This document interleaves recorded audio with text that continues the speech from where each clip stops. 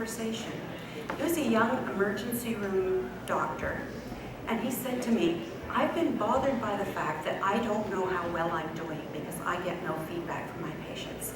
And he said, I've been trying to think of a way to get around that, and I want to do a research project that looks at developing PROMs, patient-reported outcome measures, specifically for the patients that come and are treated in the ED and then leave and are not admitted to the hospital. So I thought, this is terrific. I mean, here's a doctor who's wanting to do better. I want to help him. I want to help him. So I got involved, and that was my motivation for that particular one. I've also had, unfortunately, quite a bit of experience in the emergency room because I'm accident prone amongst other things. So I felt I knew whereof I spoke. So that was the coffee, and then I became the patient partner on the team and helped with the co-design. I contributed to the original interview guides. And then when we got to looking at the domains, because we were looking at building a survey tool, we had a lot of discussion about what are the right domains. Symptoms, seems right to ask people if their symptoms are still hanging on a week after they've left the emergency room. Understanding was another domain. Do you really understand what was told you? Another one was, do you know what to do?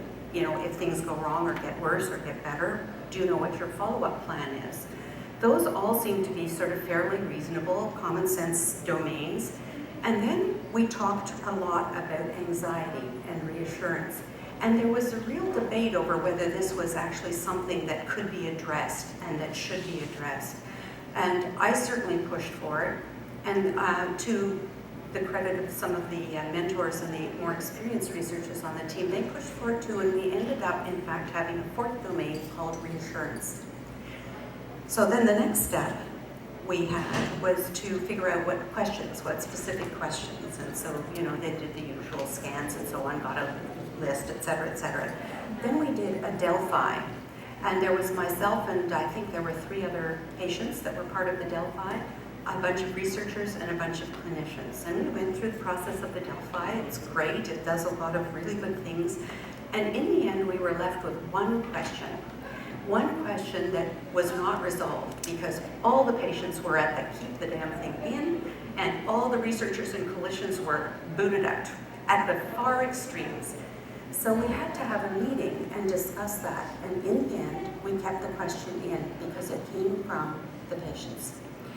And so in those small ways, I feel like I've been able to make an impact.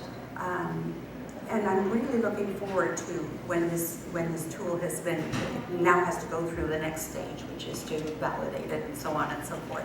And I'm looking forward to that. And I'm looking forward to being able to help tell people about it, speak about it, and say this is something that's very important because it can lead to better service. Oh, here we go. Okay, so this is something I believe very strongly, and I think is at the core of patient-oriented research.